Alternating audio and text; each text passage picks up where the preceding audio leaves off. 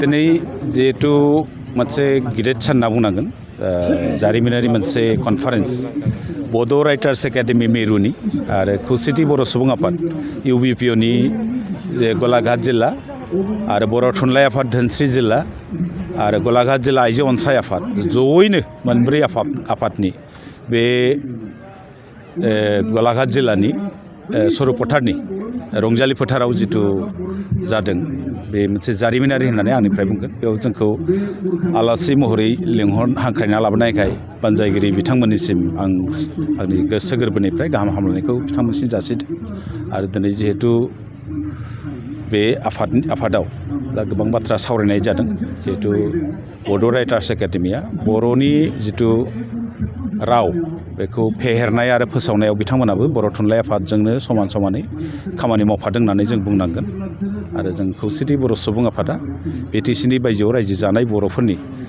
जिबिलाक राजखान्थि मोन्थायफोर दं बेखौ गोजोर खालामनो जों मोनसे राजखान्थिक नङै आफादब्लाबो जोङो जोंनि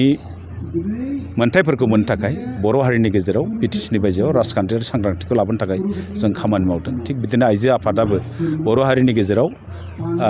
आइजोफोरनि गेजेराव जिहेतु नारि हबलीकरन होनना बुङो आइजो सांग्रांथि लाबोनायनिजों लोगोसे गुबुन गुबुन बिथिङाव बिथांमोनाबो खामानि मावदों आरो बर' थुनलाइ आफादखौथ' जों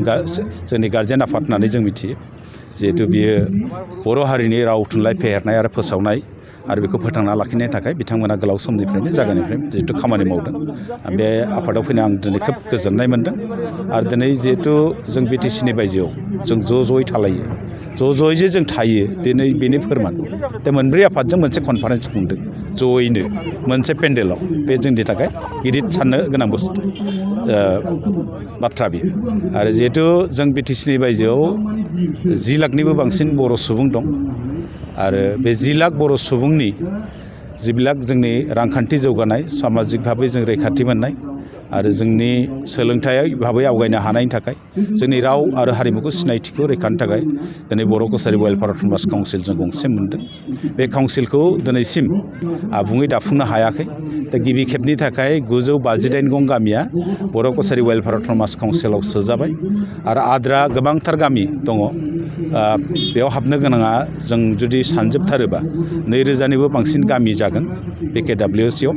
आरो प्राय 10 लाखनिबो बांसिन सुबुं जागोन आरो जों भटार हिसाबै जों खौसेथि बर' सुबुं आफादा सानदों दिनै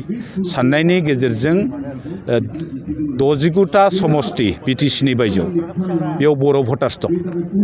आरो 5,000निफ्राय 63,000सिम लानानै बियो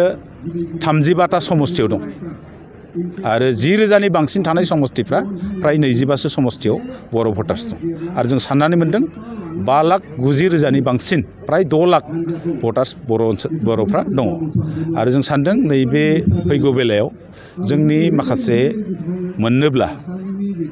दाबि दावहाफोरखौ जाफुंहोनोब्ला जों जयैनो थानांगोन आरो मोनसे इउनाइटेड पलिटिकेल स्ट्रांगल खालामनायनि गेजेरजों नैबे बिसायख'थिफ्राव जयै बाहागो लानायनि गेजेरजों जों मोनसे जोंनि जेब्ला हास्थायनाय जोंनि लुबैनाय जोंनि दाबिफोरखौ जों जाफुंहोनो हागोन होननानै जोङो आसा खालामो